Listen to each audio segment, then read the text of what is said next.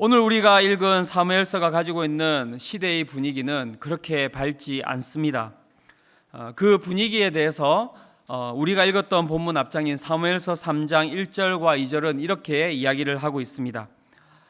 아이 사무엘이 엘리 앞에서 여호와를 섬길 때에는 여호와의 말씀이 희귀하여 이상이 흔히 보이지 않았더라.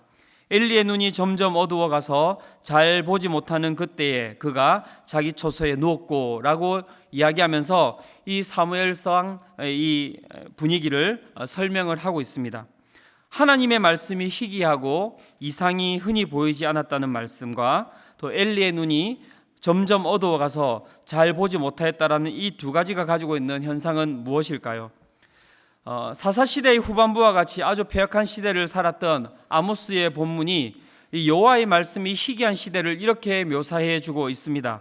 아모스 8장 11절에서 12절입니다. 같이 한번 읽어보도록 하겠습니다. 시작. 주 여호와의 말씀이니라. 보라, 날이 이를지라.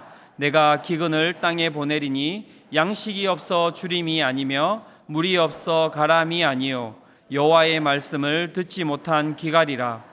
사람이 이 바다에서 저 바다까지 북쪽에서 동쪽까지 비틀거리며 여호와의 말씀을 구하려고 돌아다녀도 얻지 못하리니. 여호와의 말씀이 희귀하고 이상이 흔히 보이지 않았다는 그 말씀은 이 아모스의 말씀을 통하여서 우리가 기근의 시대를 이야기하고 있다라고 우리가 묘사할 수 있을 것입니다. 즉 사무엘상 그 시대의 배경에 가장 핵심은 기근의 시대였다라는 것입니다. 말씀이 그 가운데 흘러넘치는 것처럼 보였지만 그 시대는 하나님의 말씀을 찾을 수 없는 기근의 시대였다고 이야기할 수 있는 것입니다. 또한 엘리의 눈이 점점 어두워가서 잘 보지 못한다라는 이 상황은 어디에서 우리가 이 상황을 살펴볼 수 있을까요? 동일하게 패역한 시대를 살았던 이사야의 본문이 이 시대의 상황을 잘 묘사해주고 있습니다. 이사야 29장 10절에서 14절입니다. 제가 읽어보도록 하겠습니다. 대저 여호와께서 깊이 잠들게 하는 영을 너희에게 부어주사 너희의 눈을 감기셨음이니 그가 선지자들과 너희의 지도자인 선견자들을 덮으셨음이라. 그러므로 모든 계시가 너희에게는 봉한 책의 말처럼 되었으니 그것을 글 아는 자에게 주며 이르기를 그대에게 청하노니 이를 읽으라 하면 그가 대답하기를 그것이 봉해졌으니 나는 못 읽겠노라 할 것이요 또 그 책을 글 모르는 자에게 주며 이르기를 그대에게 청하노니 이를 읽으라 하면 그가 대답하기를 나는 글을 모른다 할 것이니라. 주께서 이르시되 이 백성이 입으로는 나를 가까이하며 입술로는 나를 공경하나 그들의 마음은 내게서 멀리 떠났나니 그들이 나를 경외함은 사람의 계명으로 가르침을 받았을 뿐이라. 그러므로 내가 이 백성 중에 기이한 일, 곧 기이하고 가장 기이한 일을 다시 행하리니 그들 중에서 지혜자의 지혜가 없어지고 명철자의 총명이 가려지리라. 엘리의 눈이 점점 어두워가서 잘 보지 못하고 있다라는 이 상황이 이사야의 본문을 통해서 우리에게 보여주는 것은 무엇입니까? 이사야 29장 14절 지혜자의 지혜가 없어지고 명철자의 총명이 가려졌다라고 이야기를 하는 것입니다. 엘리는 그 시대의 제사장이었습니다. 이스라엘 백성을 이끌어가는 사사였고요. 그 시대의 지혜와 명철을 이야기할 수 있는 사람이었습니다. 하지만 그의 지금 상황은 어떠한 상황입니까? 눈이 점점 어두워가서 지혜자의 지혜가 없어지고 명철자의 총명이 가려지는 그러한 모습으로 그가 나아가고 있는 것을 이야기하고 있는 것입니다. 사무엘상의 이 시대 배경은 결국 이렇습니다. 지혜가 없어지고 총명이 가려지는 시대, 기근과 지혜와 총명이 그렇게 함께 버무려져서 아주 어두운 시대 배경을 가지고 이끌어가는 시대라고 이야기할 수 있는 것입니다. 이런 어두운 시대를 배경으로 오늘 사장의 사건이 등장하고 있는 것입니다. 어떻게 등장하고 있습니까? 1절과 2절입니다. 다시 한번 더 1절, 2절 같이 한번 읽어보도록 하겠습니다. 자, 시작.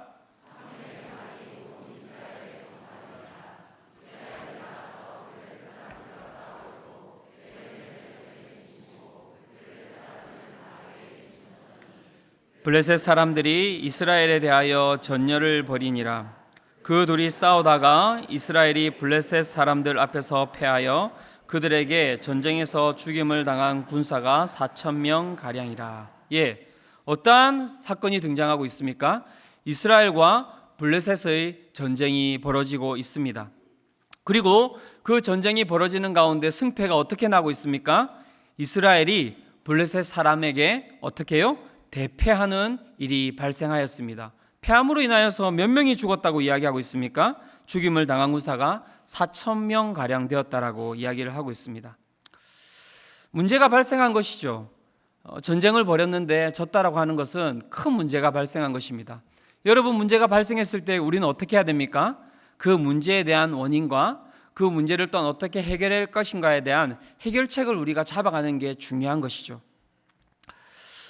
그 이스라엘은 지금 그 문제에 대해서 어떻게 그 해결책과 그 원인을 찾아가고 있을까요?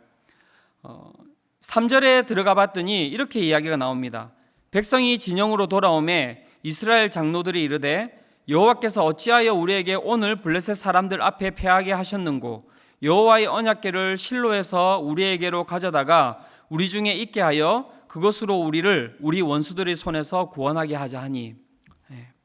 누가 나옵니까? 이스라엘 장로들이 나옵니다.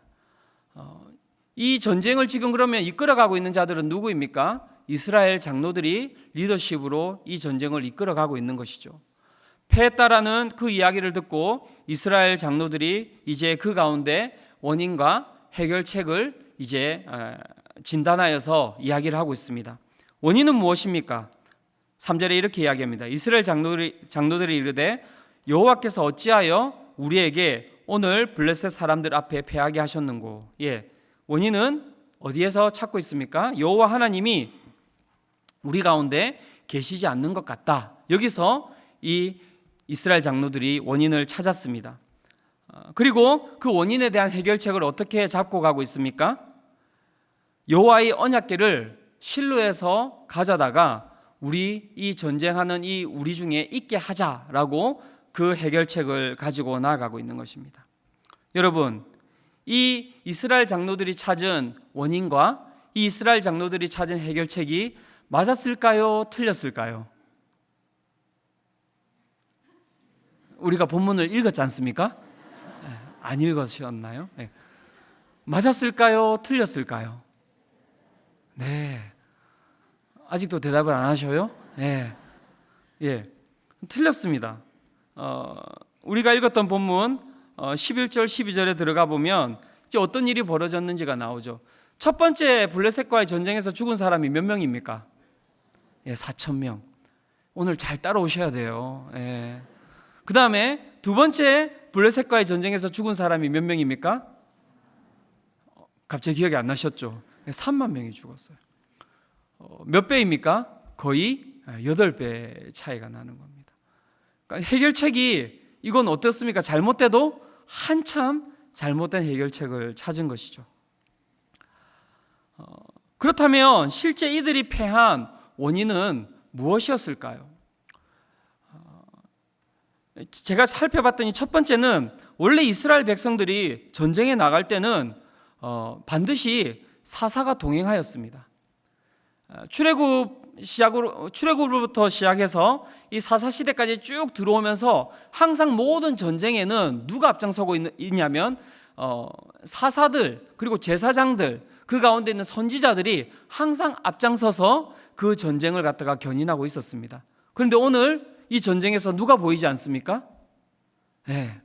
사사가 보이지 않는 것입니다.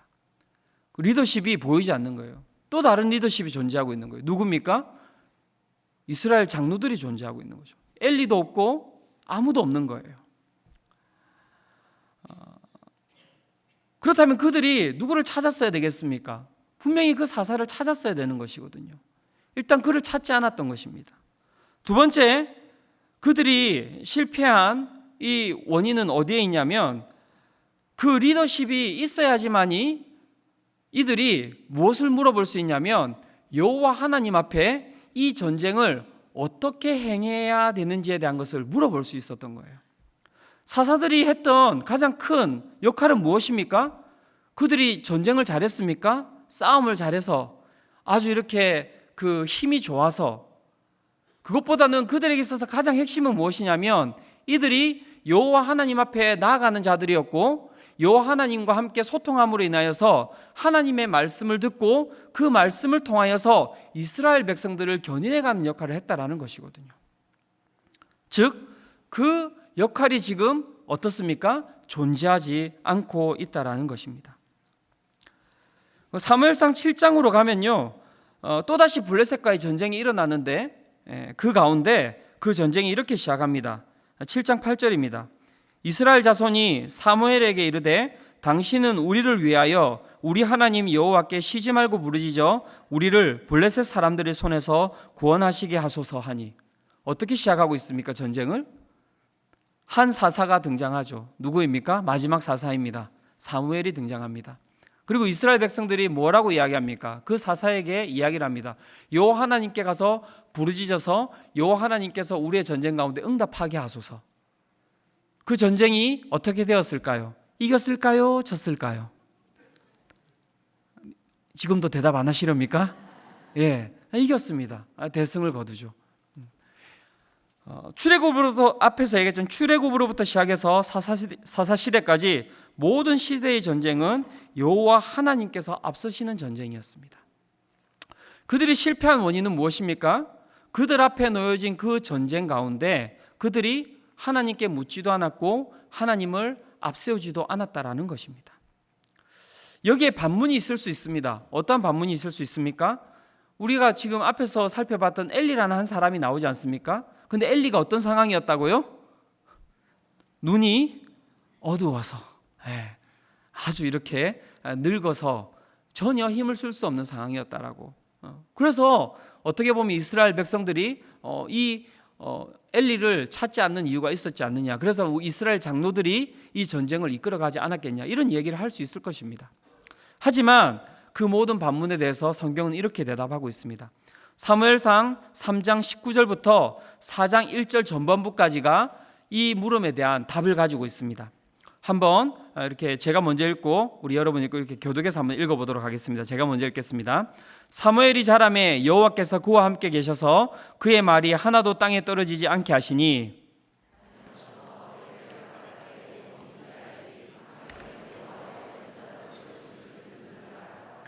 여호와께서 실로에서 다시 나타나시되 여호와께서 실로에서 여호와의 말씀으로 사무엘에게 자기를 나타내시니라. 지금 여호와 하나님의 그 말씀이 지금 어디에 지금 거하고 있다고 이야기를 하고 있습니까? 어디에요?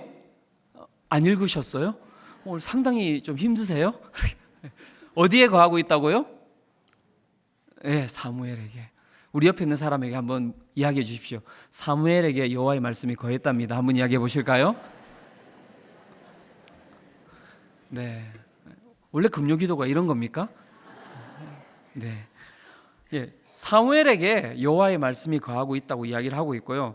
20절에 보면 3장 20절에 보면 단에서부터 브엘세바까지의 온 이스라엘이 사무엘은 여호와의 선지자로 세우심을 입은 줄 알았더라라고 이 본문에서 이야기를 하고 있습니다.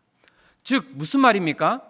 이스라엘 백성이 오늘 블레셋과 전쟁을 벌이고 있을 때 그 가운데 누구에게 먼저 갔어야 되는 것입니까? 사무엘에게 갔어야 되는 것입니다. 엘리가 아니라면 사무엘에게 가서 사무엘을 선두에 세우고 사무엘에게 이야기를 했어야 되는 것입니다. 여호와 하나님께 가서 물으시고 여호와 하나님께서 우리에게 어떤 답을 내시는지 당신이 우리에게 이야기를 해준다면 우리가 가서 싸우겠습니다. 그런데 그들이 어떻게 했다고요? 사무엘에게 가지 않았던 것이죠. 이러한 사건을 바라보면서 제가 이 이스라엘 백성들을 보면서 느낀 가장 큰 것은 무엇이냐면 왜 이런 일이 벌어졌을까라고 이야기할 때 이들이 분별력이 사라져버린 겁니다. 기근의 시대에, 여호와의 말씀이 없는 기근의 시대에, 지혜도 없고 명철도 없는 그 시대에 이스라엘 백성들에게 찾아온 것은 무엇이냐면 분별력이 사라져버린 거예요. 분별력이 무엇입니까? 사전적 정의를 살펴봤습니다. 분별력은 무엇이냐면 첫 번째, 서로 다른 일이나 사물을 구별하여 가르는 능력. 그 다음에 세상 물정에 대하여 옳고 그른 것을 판단하는 능력, 이것을 분별력이라고 이야기합니다. 다시 한 번 더 이야기 드릴게요. 서로 다른 일이나 사물을 구별하여 가르는 능력, 세상 물정에 대하여 옳고 그른 것을 판단하는 능력, 그것을 뭐라고요? 분별력이라고 이야기를 한다고 합니다. 다른 말로 이야기하면 택력이라고 합니다. 선택 능력의 약자랍니다. 저는 엄청나게 이게 중요한 이런 뜻이 있는가 생각을 했는데 그냥 선택 능력의 약자로 택력이라고 이야기한다고 합니다. 분별력이 사라져버렸다는 것, 그것은 무엇을 뜻합니까? 옳고 그른 것을 선택하는 능력 자체가 사라져버린 거예요. 자기들이 선택하고 있는 것이 옳은 것인지, 자기들이 지금 선택해서 가고 있는 것이 그른 것인지를 판단할 수 있는 능력 자체가 사라져버렸다는 겁니다. 그러니까 지금 원인을 찾아도 옳은 원인을 찾을 수 없는 거예요. 이 얼마나 여러분 무서운 상황입니까? 정말 무섭지 않습니까? 내가 무언가를 판단하고 무언가를 선택하는데 내가 판단하고 선택하는 게 옳은지 그른지를 갖다가 알 수 없다라는 것, 그것이 여러분 인간에게 있어서 가장 큰 여러분 불행 아닙니까? 저는 그게 가장 큰 불행이라고 생각합니다. 그래서 요즘 일어나는 일이 뭡니까? 선택장애. 아무것도 선택할 수 없는 거예요. 그럼 선택 안 하면은 여러분 행복이 찾아옵니까? 더 불행하잖아요. 그렇죠? 이스라엘 백성이 지금 그 상황에 처해 있는 것입니다. 중요한 건 원인을 갖다가 잘못 찾은 거 상관없습니다. 그렇게 하고 끝나버리면 그냥 4,000명 죽고 끝나는 거예요. 그런데 어떤 일이 벌어진 겁니까? 이들이 옳고 그름도 판단하지 못하는 분별력이 사라져버린 이들이 무엇까지도 찾은 겁니까? 해결책까지 찾은 거예요. 그러니까 더 난리가 난 거죠. 완전 최악의 상황이 벌어진 겁니다. 그들이 찾은 해결책은 무엇입니까? 3절과 4절입니다. 같이 읽어봅시다. 자, 시작.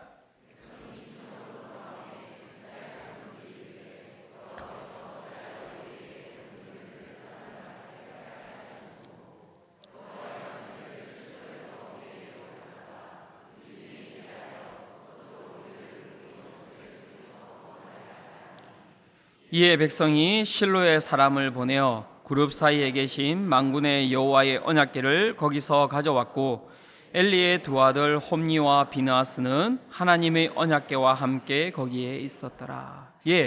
그들이 찾은 해결책이 무엇입니까? 어디에 있습니까? 우리가 진 이유는 여호와께서 우리와 함께하지 않으셨다. 그래서 여호와 하나님과 함께하기 위해서 그들이 가져온 게 무엇입니까? 언약궤를 가져왔다라는 거예요. 언약궤를. 언약궤가 무엇입니까? 뭡니까? 언약궤가 무엇입니까? 언약궤 안에는 무엇이 들어있습니까? 무엇이요? 뭐라고 막 이야기를 하시는데 제가 안 들려요. 이렇게. 언약궤에 무엇이 들어있냐면 10계명을 새긴 무엇이 들어있습니까? 2개의 돌판이 들어있죠. 그죠? 그것만 들어있습니까? 아니죠. 원래 언약궤에는 3가지가 들어있습니다. 첫 번째 뭡니까? 만나. 두 번째 뭡니까? 아론의 쌍난 지팡이. 세 번째 10계명. 이 언약궤가 무엇인가에 대해서 송태근 목사님이 이렇게 설명을 잘 해주셨어요. 만나와 쌍난 아론의 지팡이와 10계명은 인간의 연약함 가운데 대한 하나님의 은혜와 사랑이다라고 설명을 해주셨습니다. 즉 만나, 쌍난 아론의 지팡이, 이 10계명이 나오는 시기를 들어가 보면 거기에 어떠한 상황이 나오냐면은 인간이 하나님 앞에 하나님을 배반하고 하나님 앞에 죄를 저지르는 사건들이 다 드러납니다. 근데 그 가운데서 하나님께서 이들의 그 죄악을 갖다가 어떻게 하십니까? 징벌하지 아니하시고 이들의 그 죄악들을 갖다가 다 묻어주시고 그 가운데 다시 이들을 사랑함으로 품어주시는 언약으로서 이 나오는 것이 무엇이냐면 만나와 그 다음에 죽은 지팡이 가운데 싹이 나는 거죠. 쌍난 아론의 지팡이와 10계명이라고 이야기를 하는 것입니다. 즉 언약궤가 가지고 있는 본질은 무엇입니까? 언약궤는 전쟁터에 가지고 나와서 그 전쟁터에 앞세워서 우리가 그 전쟁터 가운데서 이기기 위해서 두는 것이 아니라 언약궤는 본질적으로 인간의 그 연약함을 가운데 하나님께서 우리를 어떻게 사랑하고 계시는가를 갖다가 드러내는 하나의 징표이죠. 그런데 그것을 갖다가 어떻게 했다고요? 그것을 이스라엘 백성들이 만군의 하나님 여호와께서 우리 가운데 함께 하시면 이길 것이다라는 그러한 생각을 가지고 그 언약궤를 어디로 가져왔습니까? 전쟁터로 가져왔다라는 것입니다. 여러분, 지금 그 법궤에 제가 묻겠습니다. 능력이 있겠습니까? 그럼 다시 묻겠습니다. 하나님이 능력이 있습니까? 법궤가 능력이 있습니까? 네, 오늘 속으로 내가 분별력이 없어서 오늘 잘못 왔구나 이렇게 그렇게 생각하시는 분 안 계시죠? 네, 잘 오셨습니다. 네. 그죠? 하나님이 능력이 있으십니다. 능력 있는 하나님께서 함께 하시는 법궤가 능력이 있는 거죠. 그죠? 하나님이 능력이 있는 것입니다. 금요기도회가 능력이 있습니까? 하나님이 능력이 있습니까? 하나님이 함께 하시는 금요기도회가 능력이 있는 거죠. 그런데 그들은 무엇을 취했습니까? 하나님을 취하지 않았어요. 하나님은 오늘 어디에 함께 계셨습니까? 사무엘에게 함께 계셨어요. 그러면 그들이 패했을 때 해결책은 어디로 가져가야 되는 것이었습니까? 사무엘에게 갔어야 되는 것입니다. 그런데 그들은 알고 있었어요. 하나님의 임재가 사무엘에게 있었다는 것을 알고 있었는데 사무엘에게 가지 않았어요. 어디에 갔습니까? 하나님의 사랑과 은혜를 상징하는 언약궤로 가는 것이죠. 그리고 그 언약궤를 하나님의 사랑과 은혜를 상징하는 일에 썼습니까? 그것도 아니에요. 어디에 썼습니까? 그들이 가지고 있는 명분, 그들이 이겨야 하는 전쟁터로 그것을 가지고 간 것입니다. 이걸 가지고 우리는 뭐라고 이야기합니까? 이걸 가지고 우리는 우상이라고 이야기하는 거예요. 이게 우상이에요. 다른 게 우상이 아닙니다. 십자가 능력입니까? 갑자기 대답하기가 힘들어지셨죠? 그렇죠. 예수 그리스도께서 계시지 않는 십자가는 우상이에요. 분당 우리 교회는 능력입니까? 하나님께서 함께 하시지 아니하시는 분당 우리 교회는 우상입니다. 우리 부모님들이 주일 학교에 막 보내요. 왜? 애들을 막 보내요. 왜요? 거기에 가면 우리 애들이 하나님을 만난다라고 믿고 있기 때문에. 맞습니까? 틀렸습니까? 맞을 수도 있고 틀렸을 수도 있는 거예요. 잘 보셔야 합니다. 거기에 프로그램이 좋아서 보내세요? 분당 우리 교회가 좋다라는 그러한 명성이 있어서 보내세요? 잘 판단하셔야 돼요. 이게 아무것도 아닌 것 같지만 우리가 해결책을 잘못 찾고 있을 수 있습니다. 많은 부모님들이 저에게 그런 물음을 가지고 물어보십니다. 우리 아이가 주일학교 가면은 될까요? 하나님을 만날 수 있을까요? 우리 아이가 대학부에 가면 하나님을 만날 수 있을까요? 그건 하나님 뜻이죠. 잘 기억하세요. 그건 하나님 뜻이에요. 만나는 건 하나님 뜻이에요. 그죠?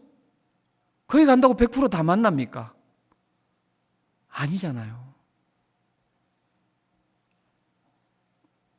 갑자기 주일학교 교사를 하는 분들이 저한테 눈을 부라리고 계십니다.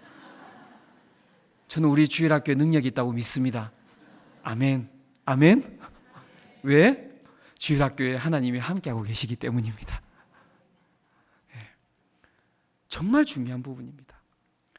우리가 아무 생각 없이 그곳에 무언가 명성이 있다고 그것을 붙들고 거기에서 승리를 찾고자 나아간다면 그것은 다른 게 아니라 무엇입니까? 그것은 바로 우상이 되는 거예요. 저는 오늘 우리 금요기도회가 그런 우상화되지 않았으면 좋겠습니다. 오늘 우리가 이곳에 온 이유는 무엇입니까? 이곳에 온 이유는 무엇입니까? 하나님의 임재와 하나님의 말씀을 들으러 나온 것이죠. 그래서 제가 오늘 담대하게 나온 겁니다. 왜 담대하게 나왔겠습니까? 오늘 말씀이 재미없어도 괜찮아. 말씀 재밌게 들으러 오신 거 아니잖아요. 주의 말씀 들으러 온 거잖아요. 그래서 지금 예화가 거의 없잖아요. 오늘 말씀만 하려고요, 그냥. 그리고 우리 가족들이 예화를 더 이상 제공하지 않아서 예화가 다 떨어졌어요, 지금. 기도해 주시기 바랍니다. 우리 자녀들이 문제를 일으키도록. 뭐 이렇게 하면 안 되겠지만, 예.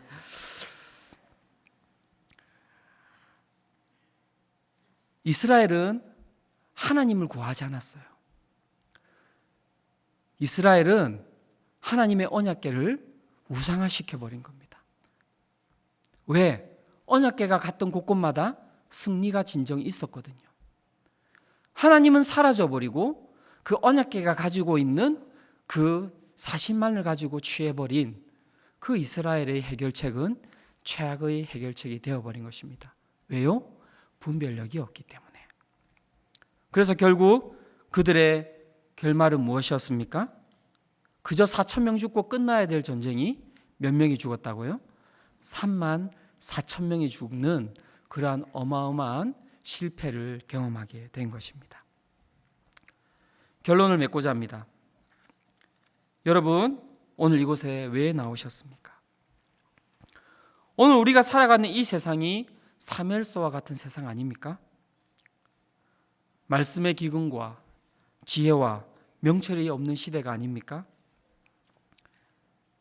그 가운데 아무 일도 없다면 너무너무 좋았겠지만 참 우리 가운데 힘든 것은 이 말씀의 기근의 시대에 명철도 지혜도 없는 이 시대에 오늘 이스라엘 백성들과 같이 우리는 끊임없이 블레셋의 공격을 받고 있다는 것입니다.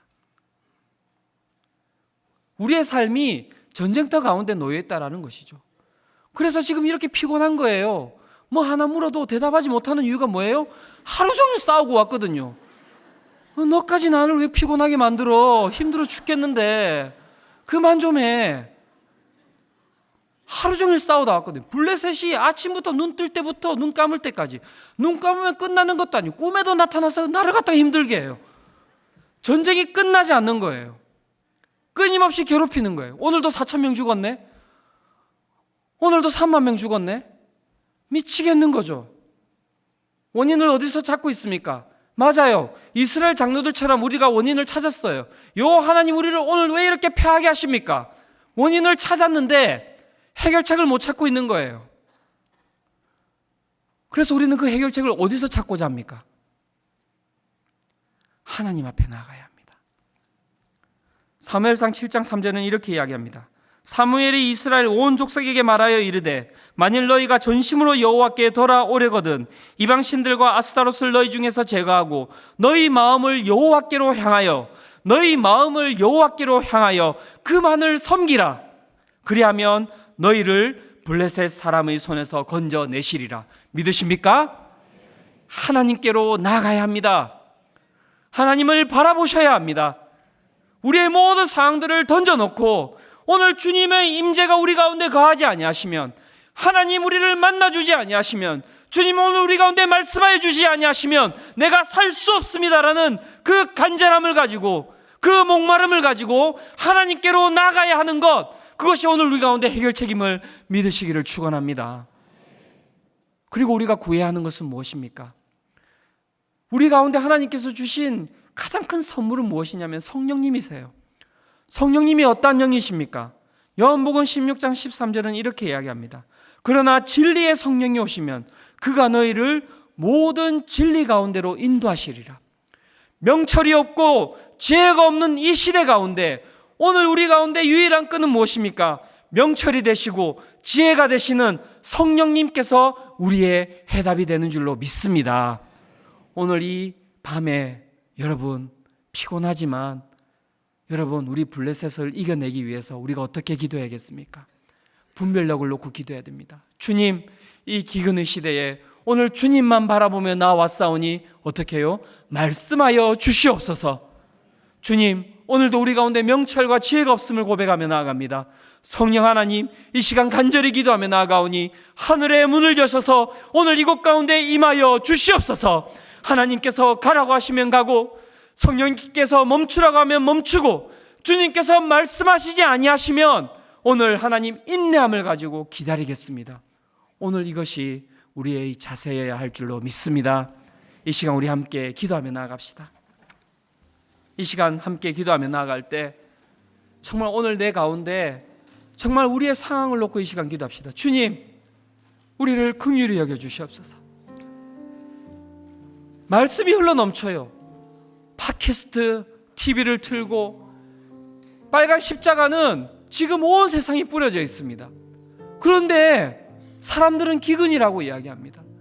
목마르다고 이야기합니다. 너무나 말씀이 우리 가운데 많이 흘러 넘치고 있지만 오늘 말씀이 없다고 이야기를 합니다. 오늘 우리가 분별력이 없잖아요. 무엇 하나 우리가 선택을 하며 나아가지만 이 선택이 맞는 것인지 옳은 것인지 그른 것인지 알지도 못하고 살아가는 것이 우리의 모습 아닙니까? 이 시간 우리 함께 기도하며 나아갈 때 주님 불쌍히 여겨 주시옵소서. 오늘 하나님 우리가 바라볼 분이 주님 한 분밖에 없사오니 주님 오늘 이 시간 우리와 만나 주시옵소서. 이 시간 우리 함께 기도하며 나아갈 때 그 간절함을 가지고 우리 주님 한 번 부르짖으며 기도하며 나아갑니다. 주님 부르짖습니다.